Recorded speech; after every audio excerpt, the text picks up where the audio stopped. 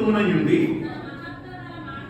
తన మహత్తు గల మాట చేత సమస్తమును నిర్వహించుచు పాపముల విషయములో శుద్ధీకరణము తానే చేసి దేవదూతల కంటే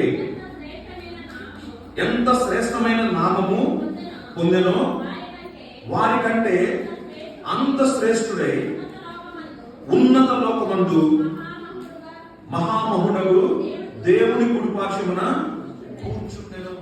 ప్రియమైనటువంటి వాళ్ళారా, ఈ నూతన పరచబడేటువంటి ప్రక్రియలో దేవుడు శ్రమిస్తున్నటువంటి మనం చదువుకుంటూ వచ్చాం కదండి.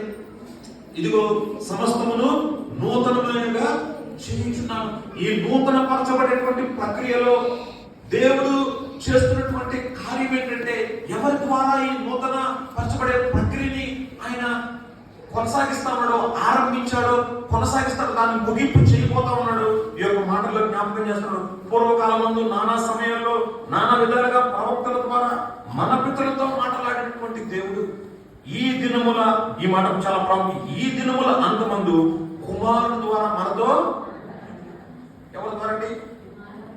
తన కుమారుడైన యేసుక్రీస్తు ప్రభు ద్వారా మనతో మాట్లాడుతూ వచ్చాడు. ఆయన మనతో మాట్లాడటం ద్వారా ఆయన ఆ కుమారుని సమస్తమునకు వారసునిగా నియమించను. ప్రియ సహోదరి సహోదరుడా, నూతన పరచబడేటువంటి విధానంలో, నూతన పరచబడేటువంటి ప్రక్రియలో ఏ ఇతర మార్గము, ఏ ఇతర యొక్క పద్ధతి కూడా లేదు. దేవుడు మనకు శ్రమిస్తా ఉంది. ఒకే ఒక పద్ధతి. మానవులైతే ఈ లోకంలో మనకు అనేక రకమైనటువంటి పద్ధతులు ఉంటాయి కదండి. ఒకటి ఇది ఫెయిల్ అయింది అనుకోండి, రెండో ఒక పద్ధతిని అనుసరిద్దాం. ఒకవేళ అది కూడా కాకపోతే మరి యొక్క పద్ధతిని మనము అనుసరిద్దాము, ముందుకు వెళ్దాం.